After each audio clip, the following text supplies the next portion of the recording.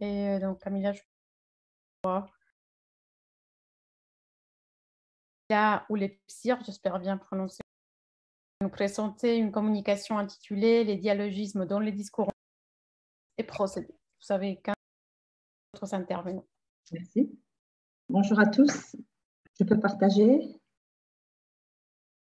Normalement, oui, c'est bon, vous avez déjà les droits. Alors, l'animateur a désactivé. Ouais. Non. On avait une autre Camilla, en fait. C'est ça, oui. C'est ça le problème.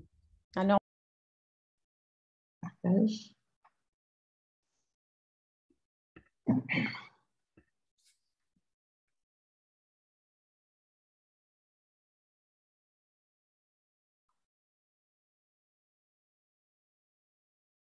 Ou pas? non, pas encore. Non, pas encore.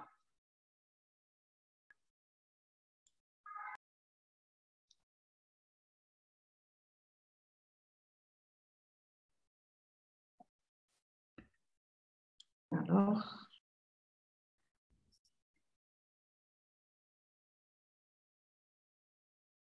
ça va arriver. Hein. D'accord. Bah, sinon, nous avons votre présentation, comme pour la présentation d'avant, les diapositives. Si ça a l'air de fonctionner. Ça a l'air de fonctionner, oui. C'est bon. Voilà. Alors, en espagnol, hein, c'est ça? Merci beaucoup, oui. Très Voilà. bien, merci. Bien sûr, bien sûr. Et je parlerai en français, donc voilà. Très bien. Ça a l'air...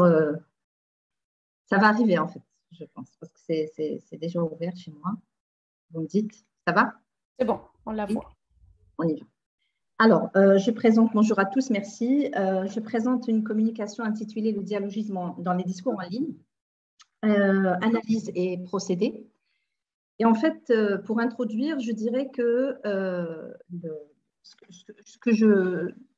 l'intérêt que je porte aux nouvelles formes de communication actuellement dans mes recherches et les pratiques discursives instaurées par les nouvelles technologies est obligatoire justement pour répondre à cette Donc, je m'intéresse aux nouvelles formes de communication numérique. C'est le discours natif du web, hein, tous les travaux de Pavot. Je le dis dès le départ que je m'inscris donc dans la perception de Marianne Pavot. Et donc, l'objectif de la communication, vous voyez les diapos défiler? Oui, très bien. Alors, oui, par contre, est-ce que vous pouvez éventuellement me mettre en plein écran? Oui, plein écran. Merci. C'est ça. C'est bon? Alors, l'objectif de la communication, en fait, est double.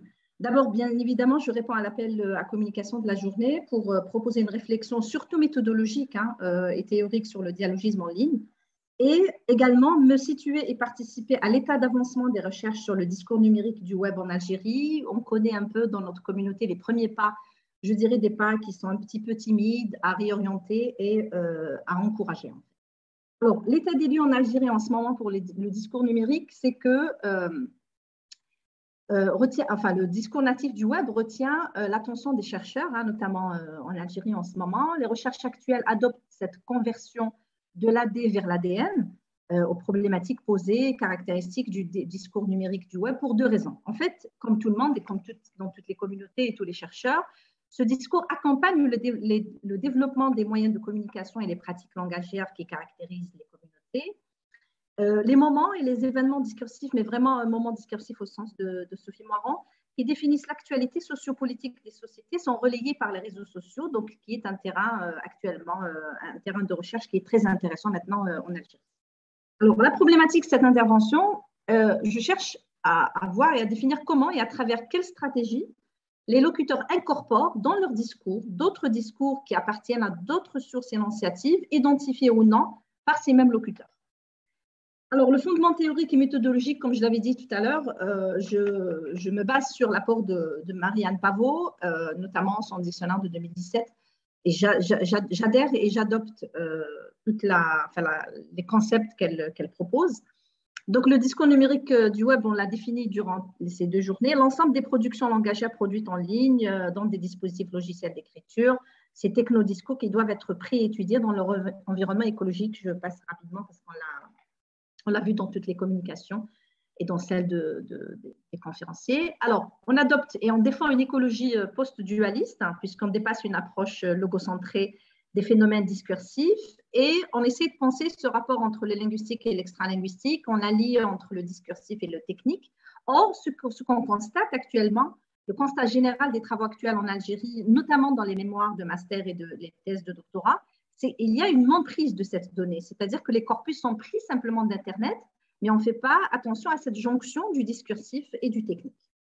Alors, je cite quelques travaux, mais ces travaux, j'attire votre attention, ont pris cette composante d'allier le discours au plan technique. Alors, je cite quelques travaux, mais vous les voyez. Voilà, je cite quelques travaux. Et en fait, ces travaux ont pris en considération justement cette jonction entre le discursif et le technique. Et il y a des références en bibliographie, je vais vous les montrer après. Alors, mon travail est centré sur la notion de relationnalité, telle qu'elle a été définie par Pavot.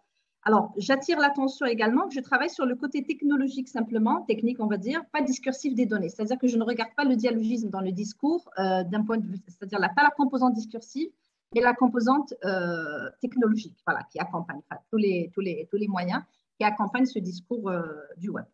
Alors, pour analyser justement cette relationnalité, je pars du postulat suivant.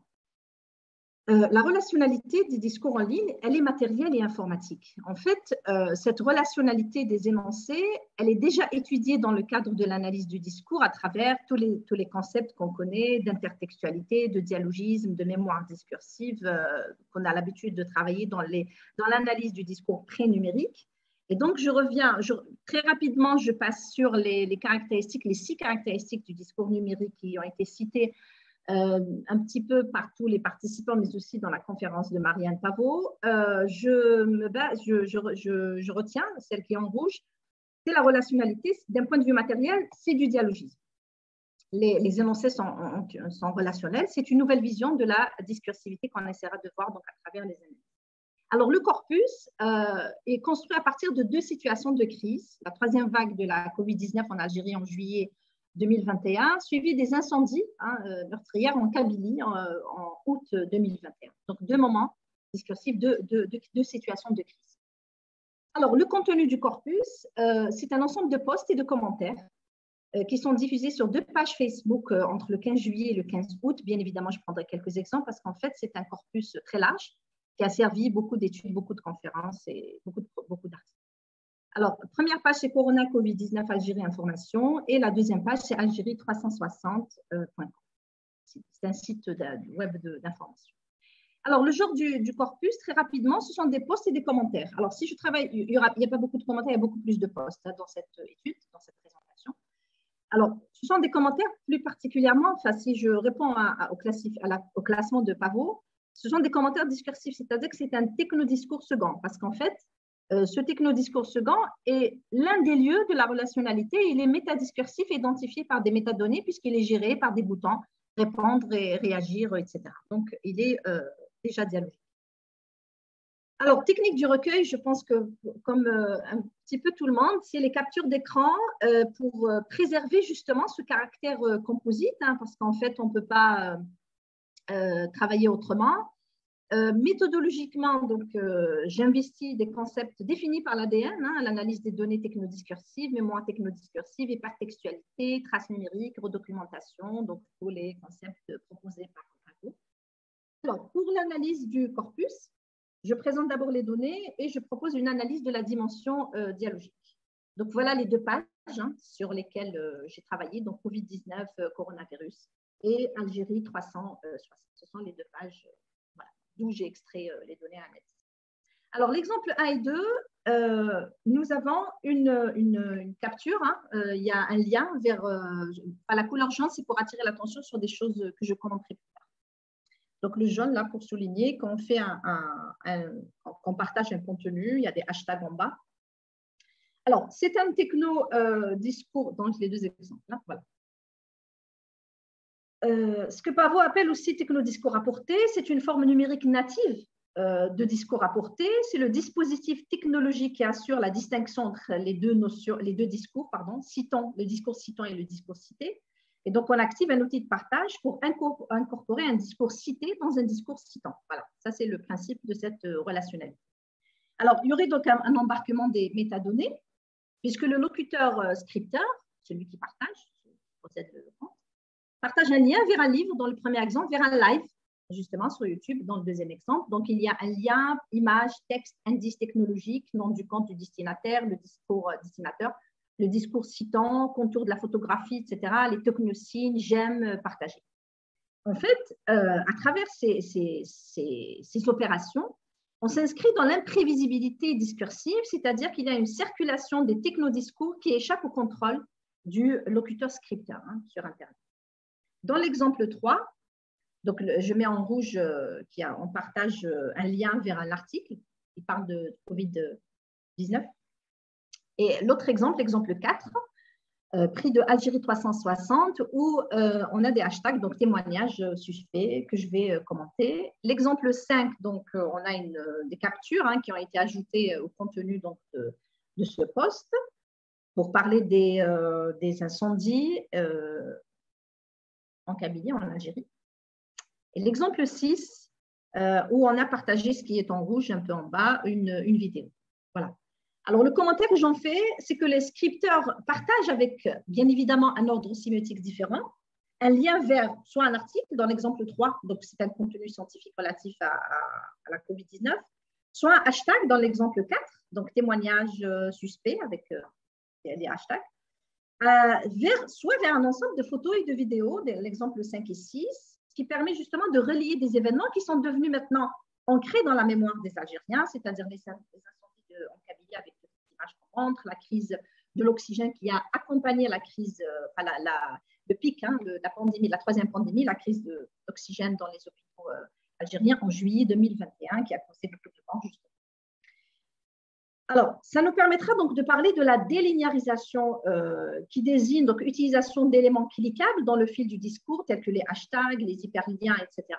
Et donc, le scripteur est dirigé d'un fil source vers un fil cible, créant ainsi un lien entre différents discours. Donc, on réalise une relationnalité, c'est-à-dire une relation, on va dire, oui, un partage entre différents discours.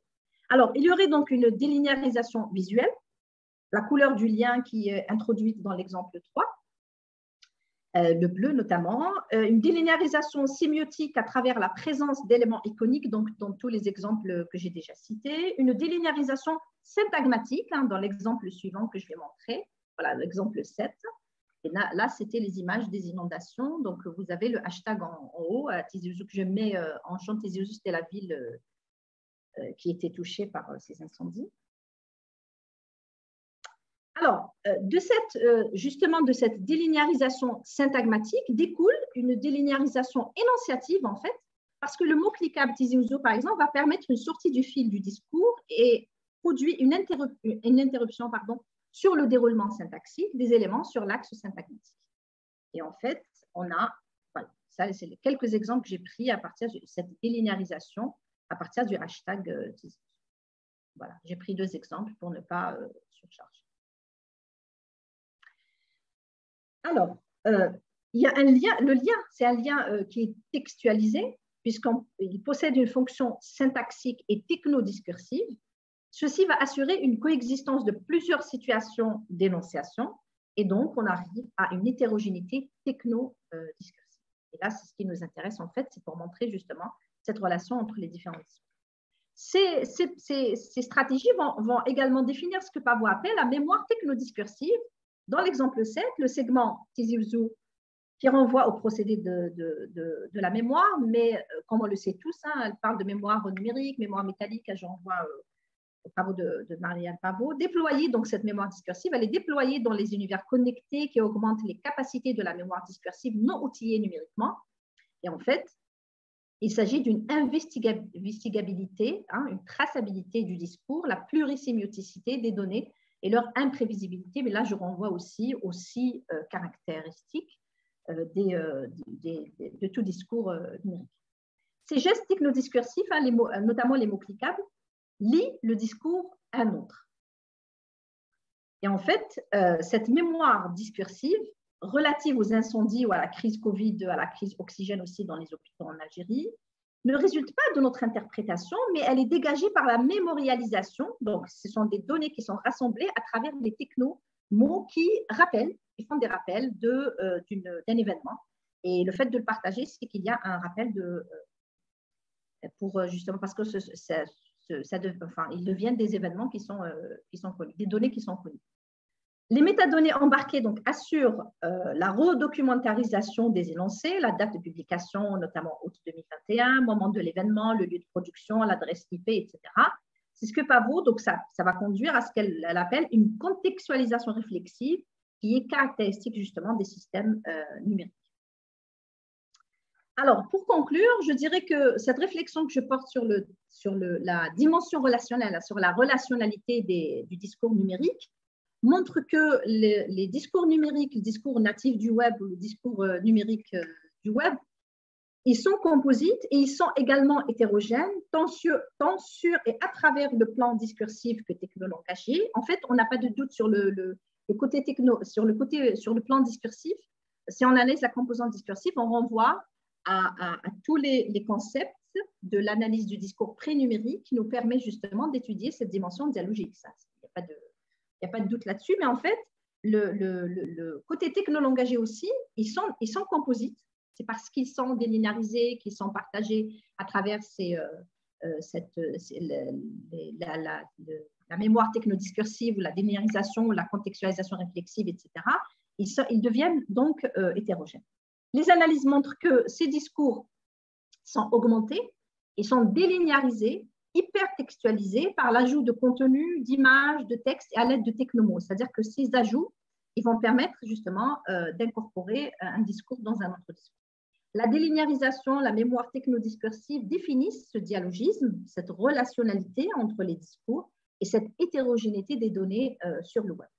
C'est-à-dire qu'à la composante discursive déjà définie en analyse du discours pré-numérique que nous connaissons, s'ajoutent les technogestes qui montrent que le dialogisme est constitutif, bien évidemment, du discours natif du web. Mais en fait, ce qui est intéressant, c'est la façon, c'est le plan méthodologique, c'est-à-dire comment étudier justement cette relationnalité des données des discours numériques.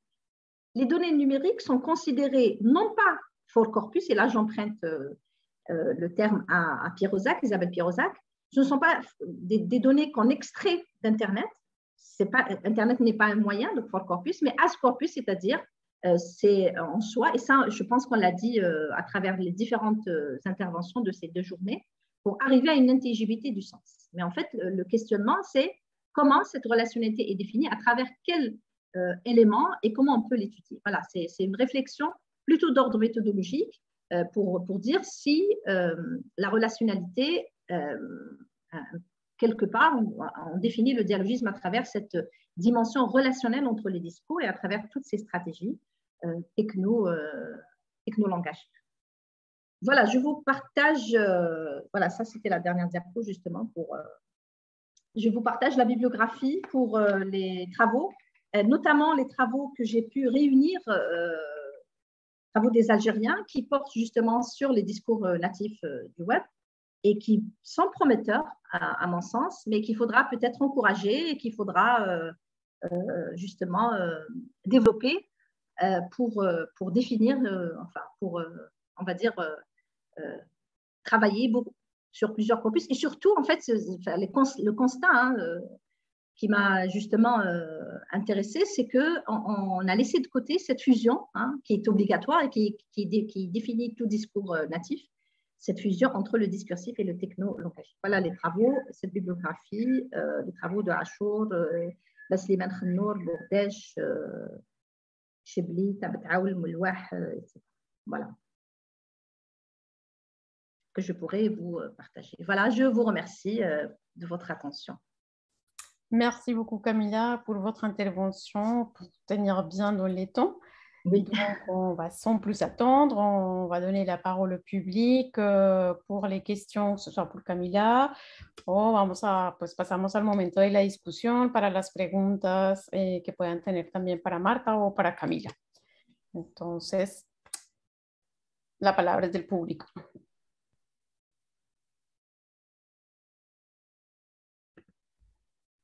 Je vais peut-être mettre la bibliographie. Voilà.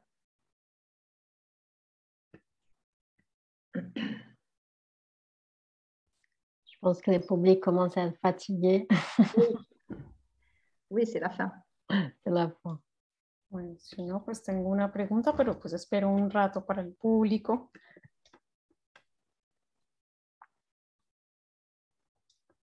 Bueno, okay. Mientras se animan o sea, surgen otras preguntas, una pregunta para Marta, que es, espérate, aquí estoy buscando mis notitas para... Marta, pues todo tu trabajo me pareció muy interesante, bueno, por todo el esfuerzo que hiciste para analizar ese tipo de discursos informáticos y bueno, que requiere una formación y todo este trabajo, pues muy bien por ese lado. Te quería preguntar, pues al final en tu conclusión hablaste de la emoción y estabas hablando como de un media literacy, algo así, si entendí bien la idea. Si entendí bien la idea, no sé si descartar o impedir que la emoción se lleve el debate en vez de como lo racional o algo más argumentativo.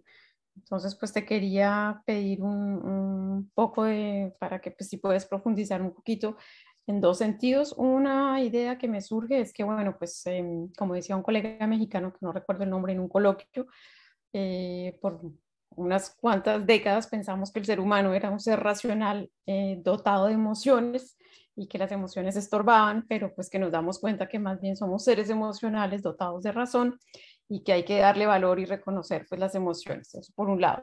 Por el otro, pues el aspecto de que de todas formas en las redes sociales parecen favorecer no el intercambio, no el debate, sino la expresión pues del odio, de la intolerancia, de la falta de respeto.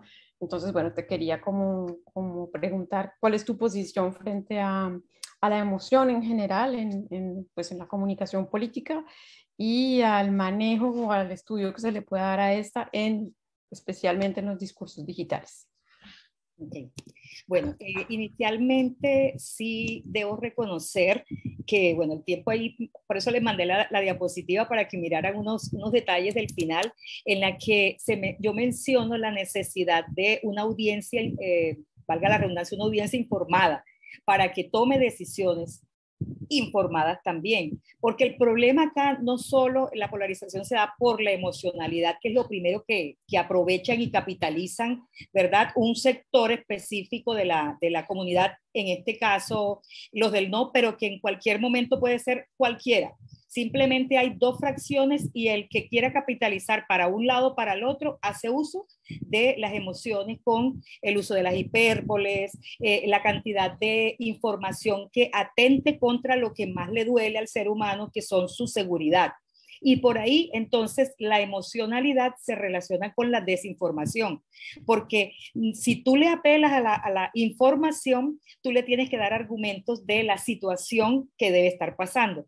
Pero si tú apelas es al discurso de odio y de miedo, más que de odio, en este caso miedo, a el romper con la estabilidad aparente que tenías, ahí sí hay que agarrarse del que te ofrece esa salvación, no importa a costa de qué.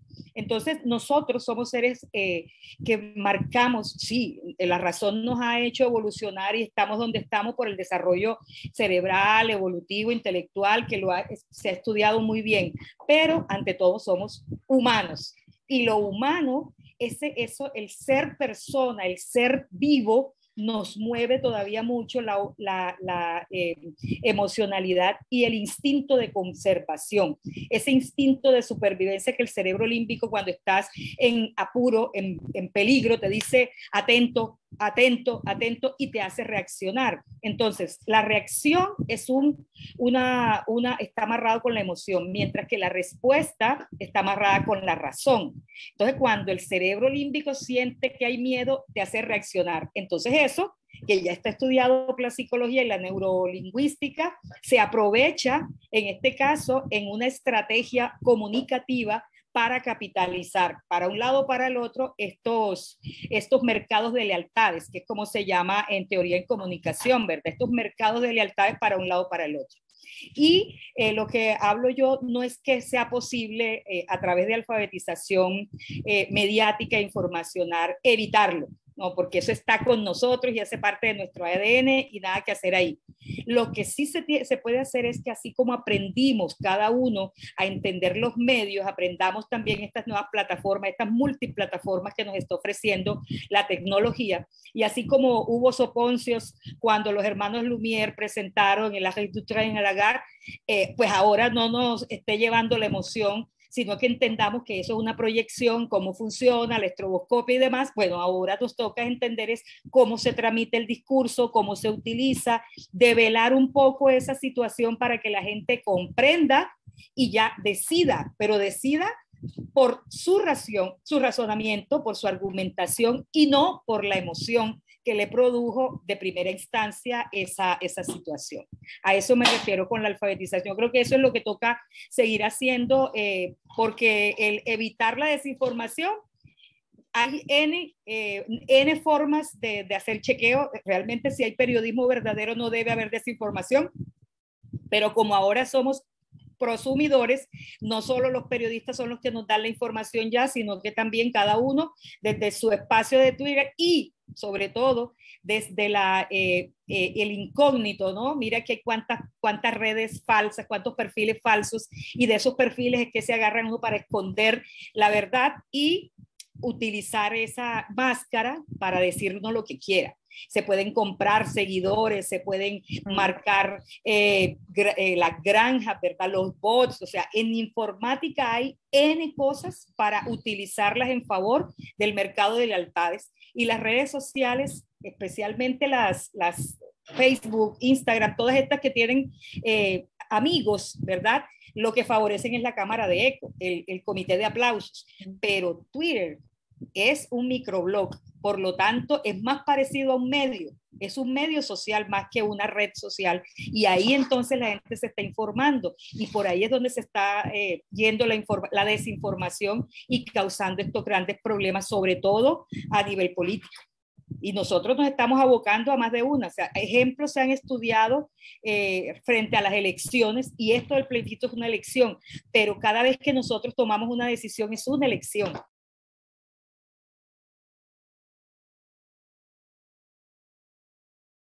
Tramitar eso de lo político a lo político real. Somos seres políticos. Hasta lo más sencillo, que es decidir a quién le creo, es una decisión, hasta lo más complejo, y es decidir a quién le doy el voto para el gobierno del país.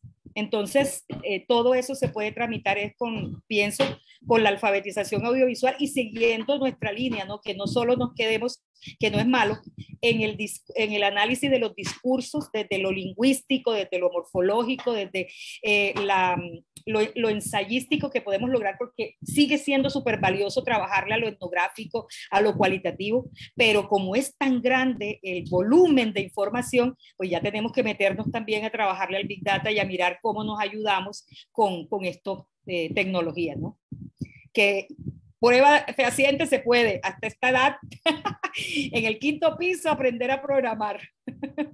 Muchas gracias, Marta. Totalmente de acuerdo contigo. No habrán más cosas para discutir. Ya lo discutiremos con el artículo que va a Je vais Sophie, moi. Donc, tu as la parole.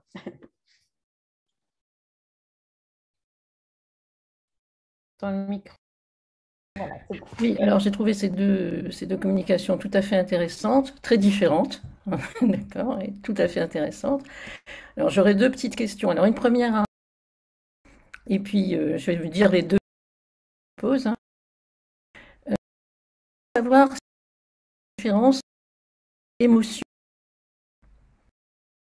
D'accord, parce que ça me semble très important. Peut-être de faire quand même une différence entre les deux. Non, tout rentre dans les émotions, dans l'étude des émotions, qui ne sont pas mais qui sont du sentiment. Mais je ne sais pas quelle est votre position. Ça va? Tu peux traduire peut-être? Non, Yenny? ¿Listo o necesitas traduire? Alors l'autre question, c'est la dernière communication à Camilla. C'est une question, est-ce que vous avez une discursive? C'est une chose sur laquelle j'ai beaucoup travaillé, mais je ne suis pas mémoire discursive dans vos corpus. Parce que quand on a les photos des incendies de Kabylie, ou même quand on voit sur l'écran les bouteilles d'oxygène, etc., pour la Kabylie, je veux dire que quand on, pour le Covid-19, je veux dire que c'est de la mémoire, mais c'est pas discursif. D'accord? Et c'est le problème d'ailleurs, effectivement, quand on travaille sur de la télévision, par exemple, mais si on travaille aussi sur certains réseaux sociaux, où on va voir ce mélange des deux. D'accord? Donc, est-ce qu'on peut, à ce moment-là, parler toujours de mémoire interdiscursive, alors qu'il y a d'autres choses, d'autres types de mémoire qui rentrent en jeu? Quand il y a des événements, quand on travaille sur l'événement, je pense que c'est toujours le problème qu'on a, à peu près. On n'a pas que du discours. D'accord?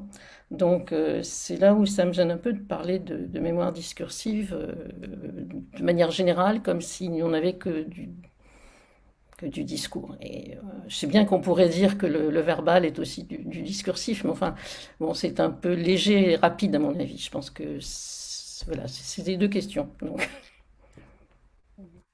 En el orden de las preguntas, Marta, y puis en deuxième lieu, Camila. Marta. Muchas gracias. ¿Sí me entiende? Pues, Sí. o tocará que alguien le traduzca. Ah, ok, maravilloso. Yo comprendo español. Oh, maravilloso. Bueno, el análisis de sentimiento es la técnica que se denomina así porque lo que trata de verificar es cómo a través de un estudio, de un corpus, detectar unas entidades que llevan a una determinada emoción. Y digo determinada porque en este caso el análisis de sentimiento evalúa solo si es positivo, o sea que si va hacia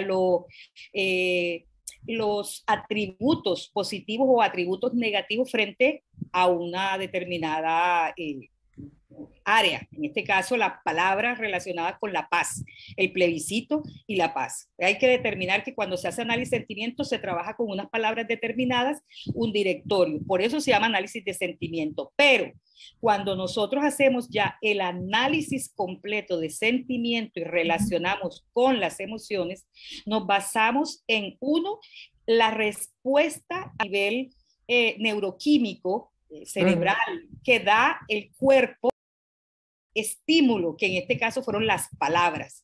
Entonces, cuando nosotros hablamos del análisis de sentimiento y cómo reacciona la gente, estamos hablando de emociones frente a ese estímulo que fueron las palabras y el mensaje que llevaba cargado tanto el texto lo mira denotativo, pero nosotros también tenemos que hacerle el análisis connotativo, mirar el contexto de las palabras, en qué momento se trabajaron, quién manda el mensaje, porque no es lo mismo que sea un influenciador positivo, que tiene una carga de contexto, a que sea uno negativo. Entonces, la emoción es la respuesta neuroquímica interna, que básicamente en teoría son 8, ¿no? Que el odio, el miedo, el agrado, entonces son estudiadas por la neuropsicología y la neurofisiología, pero a nivel del análisis del discurso, las asumimos como estar reaccionando frente al estímulo de las palabras y lo que esas palabras causan internamente a nuestros neurotransmisores. Esa es la respuesta neurológica. Y la evidenciamos en respuestas que pueden ser, ahorita con la conferencia última, ¿verdad? Esos me gusta o no me gusta, o el retuitearlo, ¿verdad? Que puede ser también el adherirse a esa emoción y que causa también una respuesta no necesariamente dentro del discurso, como fue en el plebiscito, que se pretendía mover la emoción con las palabras y el mensaje, pero para que la respuesta fuese en otro lado, que era en la votación del sí o el no, porque mucha gente no escribía y no reaccionaba frente a las palabras directas del mensaje, sino que la respuesta quedaba aquí, el trabajo estaba aquí en la cabeza de la gente, llenarte de miedo, llenarte de soberbia y, como decía el director de la campaña, ir a salir a votar berraco. Es decir, el trabajo es con las palabras, pero se hace a nivel neurológico y hay una reacción frente a ese estímulo. Ahí es donde está la diferencia, es lo emocional biológico y lo otro, lo que tú percibes y luego te lleva a trabajarlo, pero está supremamente relacionado con el sistema límbico a nivel de nuestro cerebro. Muchas gracias. Y une caresse au chat. Une caresse al gato. Una caricia al gatito. Ese es me estaba diciendo que tenía hambre. Aquí son las 12. Así. Gracias, Marta. Camila. Alors, oui, merci Sophie Moirand pour cette remarque. C'est vrai, moi, ça pourrait être une piste aussi parce que oui. Moi, je m'intéressais à la mémoire discursive, c'est vrai, dans les discours, on va dire pré-numériques. Je pense que Pavot parle aussi de mémoire numérique et de mémoire métallique. Je ne sais pas, c'est vraiment une piste. Hein. C'est vraiment on peut lancer une réflexion là-dessus parce qu'il y a le côté iconique, il y a le côté, il n'y a pas que le discours. Mais je reprends peut-être une définition très rapidement de mémoire, ce qu'elle appelle à travers les travaux la citation de Diaz 2015, que mémoire métallique, celle produite par les automates, les machines, bref, un simulacre de mémoire, au contraire du fonctionnement vertical de la mémoire discursive. Oui. Il y a filiation du sujet à un réseau de mémoire, il y a actualisation dans une formulation pour signifier. Mémoire métallique, je ne sais pas vraiment si on peut lancer une réflexion là-dessus, mais comme j'ai dit au départ, que vraiment mon travail, c'est un travail de chantier, que je commence réellement à m'intéresser à ces concepts. Voilà. Mais j'ai bien noté. C'est une question que je me pose toujours, oui. Je la poserai aussi peut-être avec vous parce qu'en fait, il n'y a pas que du discursif. Et là, tout l'intérêt aussi de ces discours numériques, c'est qu'il y a le discursif et le techno-langagier à côté. Voilà, c'est pour ça qu'il y a ordre sémiotique différent, mais c'est vraiment, voilà. Mais je ne sais pas à quel degré aussi on peut faire le rapprochement entre cette mémoire métallique dont parle Pavot et discursive. Je ne sais pas si elle est avec nous, Marianne Pavot, pour peut-être faire le lien ou nous expliquer. Mais voilà, merci. En tout cas, c'est une piste. Hein, oui, parce qu'en fait, les photos, il y a des dessins, voilà, il y a des photos. Ça, exactement. Voilà, exactement. C'est encore autre chose que le métallique. Quoi. Enfin, oui, même si c'est dans le métallique intégré. Mais... C'est ça. Mais voilà. Mais après, je ne sais pas comment on peut nommer. C'est vrai, interdiscursive ou... Je ne sais pas, peut-être je ne trouve pas un autre concept, à part peut-être expliquer qu'il y a deux plans, où d'un point de vue sémiotique, c'est différent, mais oui, c'est ça. C'est vrai que voilà, c'est ça. Enfin, du tout, oui, du tout. Même du point de vue mémoire, quoi, je veux dire. Tout à fait, oui. Non, je suis consciente. Peut-être séparer les plans ou voilà. Et merci bien. Merci à vous, merci pour vos deux communications. Merci beaucoup. Merci. Est-ce qu'il y a d'autres questions? Preguntas todavía. Moi, j'aimerais juste une dernière toute petite question à Camilla, si je peux me permettre, parce que j'avais dit tout à l'heure qu'en fait, ton travail, c'est vraiment de chantier et tout, et que ça ne fait pas très longtemps que les chercheurs et chercheuses commencent vraiment à s'intéresser à cette discussion-là, qu'avant, c'était vraiment de récupérer les captures d'écran et après les interpréter telles qu'elles sont, prendre en compte justement cet environnement. Oui, enfin, et même, hein, si je peux me permettre, Camilla, que en fait, et même quelquefois, on ne travaille pas sur des corpus à partir des captures d'écran. Moi, j'ai eu des thèses à examiner et des masters où on prend carrément la composante discursive et on l'analyse. Et on dit que c'est du discours natif du web. Donc voilà, peut-être j'essaie juste de vous expliquer, voilà, un petit peu le constat que j'ai mis. Ce ne sont pas tous les travaux qui font ça. Oui. Oui, non, je voulais juste savoir justement plutôt de ces points de vue plus j'aime bien comprendre un peu l'évolution des disciplines, on va dire, dans des pays, dans des contextes différents. Oui. Et je voulais savoir justement par rapport aux travaux qui sont en cours actuellement, parce que vous nous avez présenté une petite liste en fait de certains travaux, et j'aimerais savoir justement quelles sont les thématiques, sur quoi ils portent, parce qu'on a vu aujourd'hui, hier, des conférences, mais parfois c'est plutôt sur la politique, parfois sur la polémique, enfin ça peut être autour de thématiques différentes qui sont parfois effectivement transversale, mais j'aimerais savoir un peu quelles sont les thématiques et tout, les perspectives qui sont mobilisées. Oui. Très rapidement, hein, pas besoin d'entrer dans les détails. Et surtout, une autre question qui m'intéresse, c'est est-ce qu'on peut parler des spécificités peut-être de technodiscours au contexte algérien? Est-ce qu'il y aura des spécificités plus... J'y travaille, oui. Ouais, J'y donc, travaille, voilà. peut-être je commencerai par la deuxième partie de la question. Allez-y. J'ai essayé hein, justement pour cette communication de réunir un petit peu les travaux qui ont été faits, mais je pense qu'il y a peut-être d'autres travaux, il y a des thèses et des mémoires que je n'ai pas soutenues, je n'ai pas citées, pardon. Mais est-ce qu'il y a des spécificités? Ce serait un petit peu difficile de répondre comme ça parce que vraiment le travail est en chantier. J'essaie d'encourager, enfin, du moins les mastérants et les thésards à s'orienter un petit peu dans cette perspective et à encourager aussi à lire Pavot et à découvrir cette analyse Pavot et autres, entre autres. Et en fait, les spécificités, j'aurais peut-être une réponse une fois que les travaux sont recensés, une fois que j'arrive à lire un petit peu la somme des travaux qui ont été faits dans ce sens. Par rapport aux thématiques, il me semble qu'il y a des situations de crise, comme toute communauté qui intéresse les chercheurs en Algérie. On essaie de capter donc tous les discours qui sont produits donc à partir de ces situations. Mais il y a aussi des travaux, si je remonte à quelques travaux qui ont été faits en 2017, de 2017 à 2019, c'est vraiment les spécificités du discours numérique, tel qu'au corpus discours et texte, les nouvelles perspectives numériques, le technodiscours d'une manière générale, du nouveau de l'analyse du discours traditionnel. Donc, on explique un petit peu cette conversion, ce passage de l'AD numérique à l'ADN. Des concepts un peu plus, on va se spécialiser, comme par exemple les actes de langage dans le discours, les procédés autonominatifs, par exemple, tout ce qui est identité du numérique, le pseudonyme, ça a été fait, des analyses sur le pathos, par exemple, sur Facebook.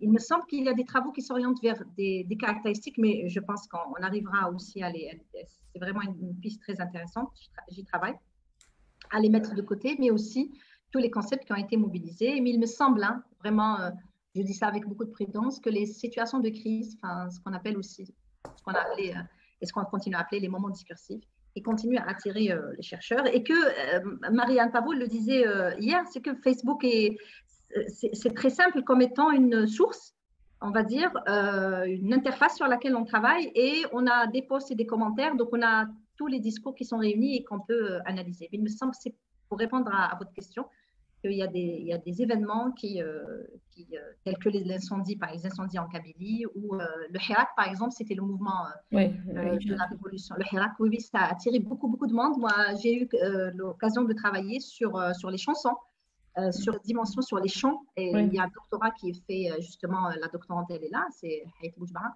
qui travaille justement sur les chants qui est relatif, bien évidemment, au mouvement du Hirak en Algérie à partir de 2019. Donc, ça a donné quand même là-dessus. Et il faudra peut-être faire le point, je dirais, entre guillemets, sur ce qui a été fait, sur ce qui reste à faire. J'avais dit que l'un des objectifs de la communication, ce n'est pas simplement de montrer à quel degré on peut travailler la relationnalité proposée par Marianne Pavot, mais aussi à encourager et à faire le point sur les travaux qui ont été faits en Algérie en ce moment et à encourager cette piste vraiment très intéressante sur le discours numérique natif. Merci beaucoup, Camilla. Ça répond tout à fait à la question. Je trouve ça toujours intéressant de voir aussi en fait, l'importation de certains travaux. Exactement, c'est l'objectif de ces événements aussi, de ces journées, c'est de faire connaître aussi ce qui se fait par-ci, par ailleurs. Tout à fait. De partager des expériences. Merci beaucoup. Merci à vous. Merci. Bon, s'il n'y a pas d'autres questions, je crois qu'on attend quand même la limite de notre temps. Yanni, je ne sais pas si tu veux dire un mot pour conclure peut-être, sinon je l'ai fait. Merci à tous nos intervenants qui sont là. La demi-journée a été longue et riche.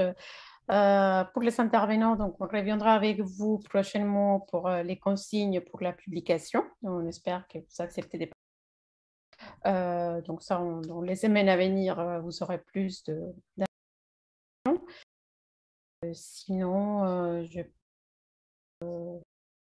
déjà là et des personnes qui nous remercient aussi dans l'espace des discussions. Merci à vous, Camilla. quelque chose? Je vais peut-être juste dire un mot très rapidement en português pour les collègues brasileiros. Então, para os brasileiros e brasileiras que estão aqui, a gente vai logo voltar a escrever para vocês sobre o projeto de publicação. Vai ser um dossiê temático, né, a partir dos textos que vocês vão poder produzir a partir das comunicações das duas jornadas. E a gente vai enviar um e-mail com todos os conselhos, as instruções necessárias para as revistas também, as normas de publicação nas próximas semanas. Obrigada pela participação, pelos comentários, pelas trocas. E c'est tout. Bonne continuation à tout le monde et on espère vous revoir bientôt dans d'autres événements de l'association ADAL. Merci beaucoup.